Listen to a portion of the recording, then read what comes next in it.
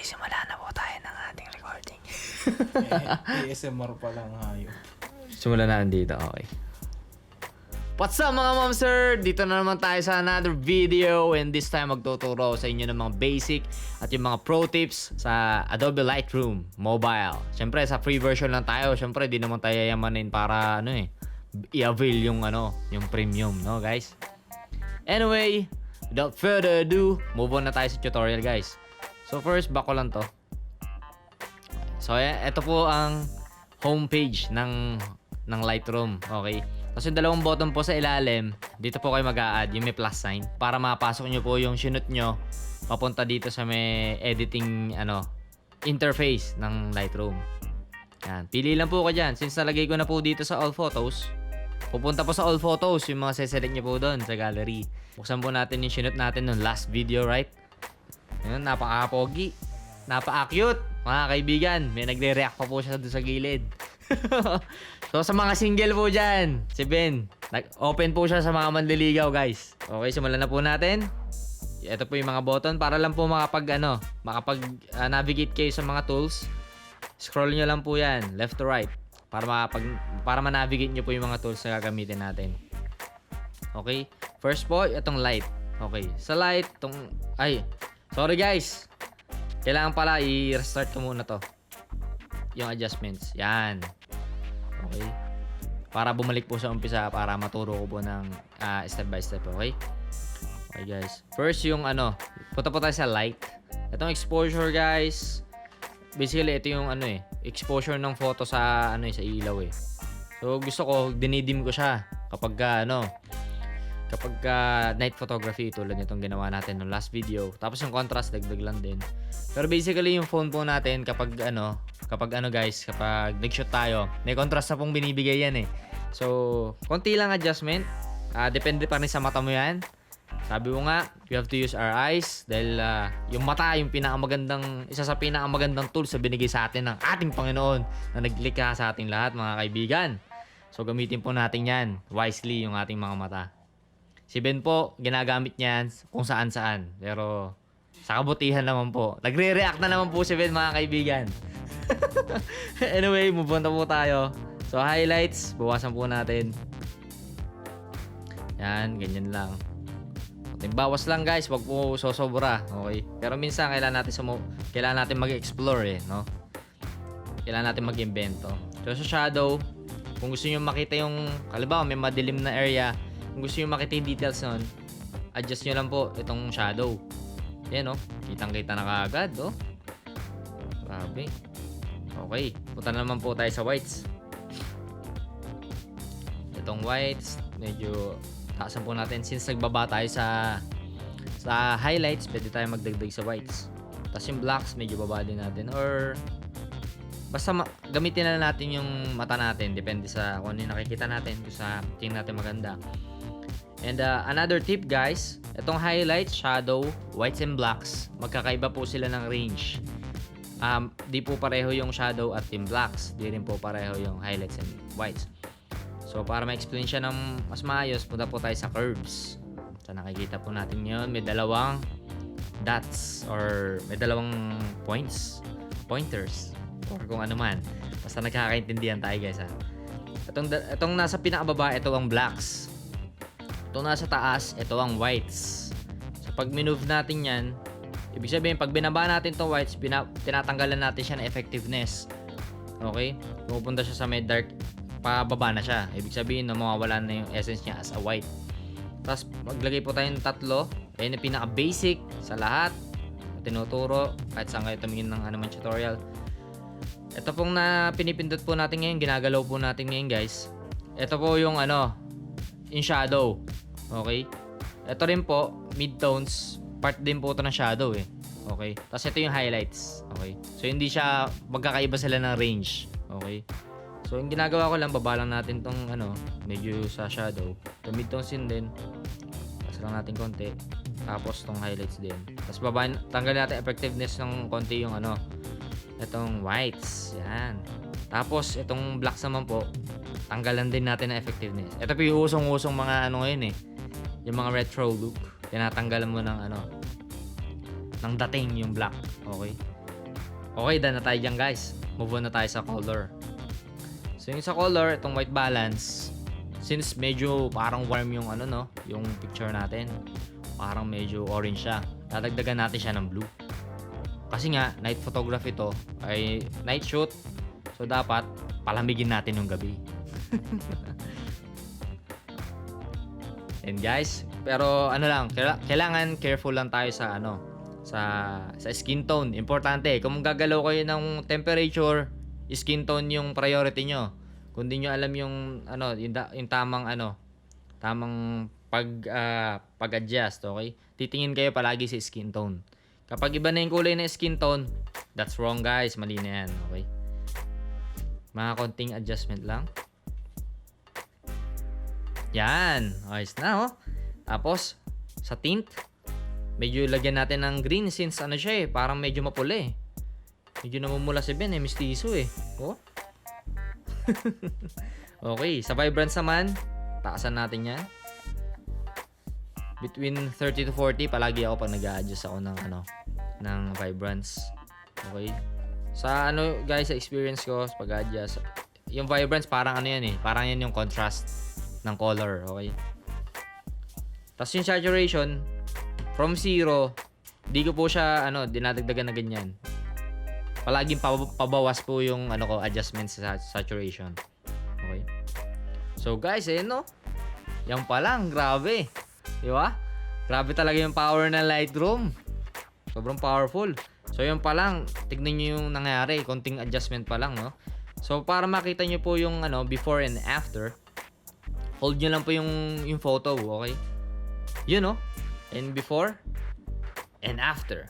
Grabe, no? Ang laki na kaagad ng ano, ng improvements at nung nangyari. So guys, move on tayo sa next tool natin. Itong FX panel, no? Itong texture, ano na, sinasabi na mismo nung ano eh, nung pangalan nung ano eh, ng tool eh, di ba? Or nung panel eh, texture. Siyempre, dadagdagan yung texture. Clarity naman, magkakaroon siya ng parang ano eh, roughness or parang gritty and dark, yung mga ano, mga Janwick ganon na color grading or color correction. Yan, pwede to. Yung mga tigasin, kung gusto matigas. Kung gusto mo naman ng medyo soft lang, tatanggalin mo yung ano, texture eh, no? Diba? Soft.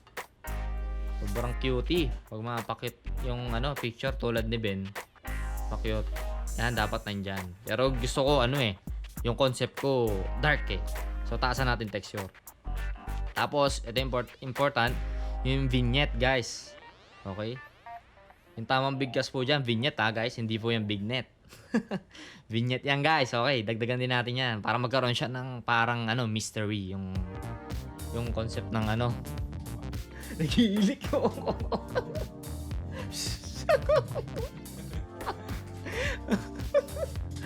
Guys, yung concept po ng ating photo guys is ano, yung gritty and dark. Okay.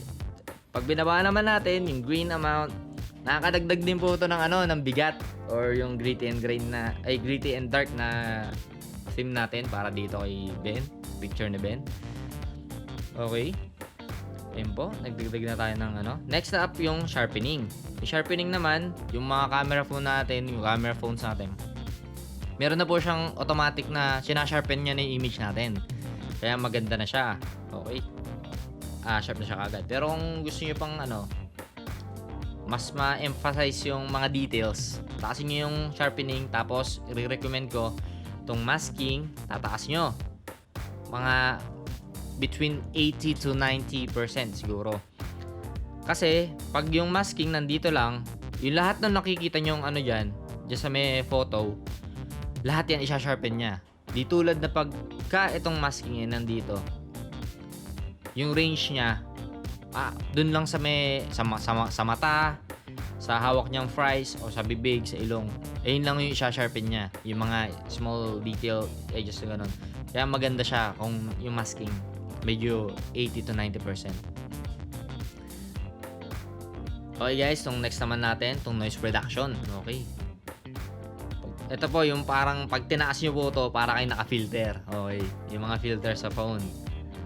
Yan guys. Tapos, yung gagawin ko, medyo konti lang kasi ayaw naman natin na maging ano eh, masyadong process yung itsura. Okay? Uy, ano yun? Ay, may notification. Okay? Itong color noise reduction naman po, ito po yung blending ng nitong mga kulay. Okay? So yun guys, ang basic ng color correction. So move on na tayo sa color grading. Ito na yung ito na yung masarap dito sa Adobe Lightroom. Punta po tayo sa color panel, tapos mix. Okay? Itong mga kulay na to, yung parang rainbow colors, sila po yung nagre-represent ng kulay na meron yung photo. Okay? Halimbawa, itong red. Punta po tayo sa hue, yung gagalawin natin. Kapag yung gusto mo yung look na teal and orange, yung red gagawin mong orange. Yan no? Ang laki na ng pinagbago. Talagang naiiba niya pa yung kulay. Grabe. Tapos kung gusto niyo siya ng gawing pink naman, teal and pink. Ito ginagamit po to sa mga K-pop music video. Yung pink po is soft siya. Soft siya tignan, tapos basta pang cutie siya, bagay siya sa mga cutie na na mga photos, ganun, concept. Okay? Sa orange naman po, move on tayo. Dito nagfo-fall yung yung skin tone ng tao. Okay? So luminance, taas po natin yan para lumutang yung skin tone or yung face ni Ben. Okay? Tapos saturation, taas natin konti para mas siya. Tapos yung yellow din po, kapag umaga kayo nag-shoot, okay, sa yellow po, tatama rin po yun sa sa skin tone. Pero since gabi tayo nag-shoot, kaya wala siyang wala siyang tinamaan. Okay, huwag na natin yung galawin. Kasi guys, kung sa tingin nyo maganda na, huwag nyo nang galawin guys. Diba? Diba? Parang sa sa relasyon eh. Kung nakikita nyo maganda na isang relasyon, huwag na kayo sumingit, huwag nyo na sirain guys. Maganda na eh. Huwag nyo nang huwag nyo na sirain, diba? O, move on tayo guys sa green. Okay. Sa green naman, ito gagawin natin guys. Zoom in ko Nakita nyo yung green na yan guys, yung puno. Famous na famous tong ginagawa. Lagay natin dito sa left para maging orange siya. Okay, mawalan siya ng pagka-greenness. Okay? Para bumagay siya sa concept natin na teal and orange. Grabe no? Yan pa lang Before and after. Oh, grabe. Nice one. Okay. Next naman po sa pa rin. Ito na. Etong cyan na to, lagyan nyo lang po sa blue. Yan. Tapos yung next up, itong blue pang isa, dito nyo nagagalawin para mapunta na kayo talaga doon sa may teal and orange na gusto nyo look. Okay? Boom! Ayan. Ito ang teal and orange na famous sa Instagram at sa YouTube. Ito yung tinatawag na Sam Calder look. Since di tayo si Sam Calder, okay, IG Fernandez tayo. Gagawin natin yung style natin. Okay? Style ko pala. Kayo, pwede kayong gumawa ng sarili nyo style. Okay, guys? So, ayoko nung masyadong ganyan. Pero sometimes, alam nyo guys, quick tip lang. Kapag maganda yung ulap, tas may sky, tapos merong dagat, maganda yung teal and orange. Katulad nitong nakikita nyo ngayon. Shot po yan sa Bohol, sa Panglao. Napakaganda po ng lugar na yan. Gusto ko nga bumalik dyan eh. Anyway, itong naman po, itong purple and yung pink, dito po sa photo na to, wala naman siyang tinamaan eh. So, di ko na siya gagalawin. Kasi nga, di ba? Pag maayos na, wag mo nang ayusin, di ba? Kasi minsan meron tayong meron tayong nakasanayan na gusto natin, ginagalaw natin lahat ng knobs. Kasi feeling natin, pag hindi natin ginalaw, hindi siya maganda eh, di ba? Pero kung sa guts nyo, diba, sinasabi na lang ng guts nyo na okay na yan, di ba? Maayos na. So, wag nyo nang galawin, guys. Okay? So, yun guys, ayun po yung basic na mga ginagawa dito sa Lightroom, okay? Ngayon, magsisave naman tayo, okay? Click nyo lang yung tatlong dots sa upper right, okay? Yun na. Tapos makikita nyo ni save to device. Yan. Pagka save to device, yung pinagkaiba na itong dalawa, kung Instagram post lang, tapos di nyo naman siya ilalagay sa isang video, or di nyo siya ilalagay sa isang billboard, kung possible man, di ba? Limit nyo lang sa 2048 pixels, okay guys? Tapos yung highest quality, kung i-edit nyo pa siya sa ibang application, kung lalagyan siya ng text, mga quotes, ganun guys. Tulad po na nakikita nyo ngayon guys, ito yung mga work ko sa Instagram. So, kung gusto nyo, follow nyo ako sa Instagram, @Fernandez_me, okay? Follow nyo lang ako, tapos makikita nyo doon lahat ng projects ko, lahat ng shoot ko, photoshoot, nilalagay ko doon. Kahit yung mga normal selfies lang, inaayos ko pa siya dito sa ano sa Lightroom eh. Kasi gusto i-express na mahal ko tong ginagawa ko eh, di ba? So doon tayo nag-i-improve kung mahal natin ginagawa natin. So again guys, nandito naman tayo sa menu. Nakikita nyo po yung create presets. Click nyo lang po yung create preset, tapos pwede na kayo maglagay ng kahit anong pangalan na gusto nyo ilagay. Ben, ang likot mo dyan. Kitang-kita yung shadow mo. Ben ha? Okay guys, pwede nyo nang isulat dyan yung gusto nyo pangalan. May nagawa na ako kanina yung Zinebs. Ibig sabihin niya Benz na binaliktad. Palayo ni Ben yan. Sa Instagram, follow nyo ni si Ben. Guys, sa Instagram, magaling din siya kumuha ng photos. Okay? Okay? So yan, pag na-save nyo na, check nyo lang yon. Tapos, para mapuntahan nyo yung mga presets nyo, scroll nyo. Tapos yung dalawang bilog, dito sa yung pangatlo sa dulo guys. Ito. Andyan lahat ng presets. Ito yung lahat ng presets na ginawa ko. So para ma-apply lang siya sa isang photo, click nyo lang siya. Yan, di ba? Over naman sa orange to guys. Kung gusto mo ng ganito, okay lang yan. Kumbaga kanya-kanya ng tayong taste. So yan yung mga nagawa ko ng presets. So napakarami ko ng presets guys. Ito isa sa favorite ko to, itong Aqua Jungle. Okay? So kung gusto nyo ng preset na ganito guys, comment down below. Magsesend ako sa inyo ng preset, libre, walang bayad. Para magamit nyo po sa mga iba nyong photos. Tapos pwede nyo rin siyang i-adjust guys. Okay? Tapos so yung sinabi ko, itong Zinebs Steel and Orange, nasa pinaka-ilalim siya. Okay? Ayan po yung nakita nyo sa may vlog. Kung napanood nyo po yung street photography vlog namin ni Ben. Ayan po yun, okay? Tapos, yan na, okay na. Okay, since na ko na po siya, na-apply ko na siya. Okay, ito po yung sa ibang photos pa. Yung shot ni Ben sa akin. Ito rin yung shot ko. Ay, shot ni Ben sa akin ulit. Tignan nyo po guys. Napakagaling kumuha ni Ben ng shot, di ba? Tignan nyo naman yung portrait na yan. Napaka-pogi ko sa angle na to, di ba? Pagbihin nyo na ako guys, vlog ko naman to eh. Pero napakagaling talaga kumuha ni Ben. Kaso mayroon siya hindi napansin eh. Si Kuya nasa likod, sayang. Pero okay pa rin naman. Hindi naman masyadong halata. Okay. Yan shot ko kay Ben. Tingnan nyo to guys, before and after, di ba? Kung ngayon ipopost nyo sa Instagram, di ba? Parang di mo malalike yan eh, di ba? Di mo siya likeable eh. Pero since na marunong na kayo mag Adobe Lightroom, I expect na magiging ganito na rin yung mga post nyo sa Instagram. So gawin yung portfolio, yung Instagram nyo guys. Tingnan nyo, ganito. Grabe yung guys, Adobe Lightroom. So that's it guys. Dito po nagwawakas ang ating tutorial, ating video. And kung nagustuhan nyo po itong tutorial na to, please like, tapos share and subscribe. Tapos kung may mga gusto pa po kayong matutunan or gusto nyong i-tackle na tungkol dito sa Lightroom din or sa mga photography, ganyan, comment down below guys. Tapos gagawa tayong video tungkol dyan, okay guys? Yun lang guys. See you again next time sa another video. And this is me, Agi Fernandez. And si Ben nasa likod ng camera. Ben, salita ka Ben! Okay, nahihiya po si Ben ngayon. Himala! Mahihiyain po si Ben. Okay, this is it guys. Kakain na naman kami guys.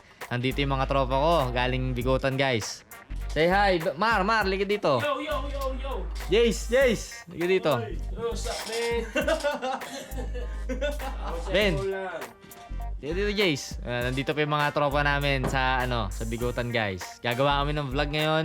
Baksilog. At dahil birthday ko ngayon, ililibre ko po sila. Libre!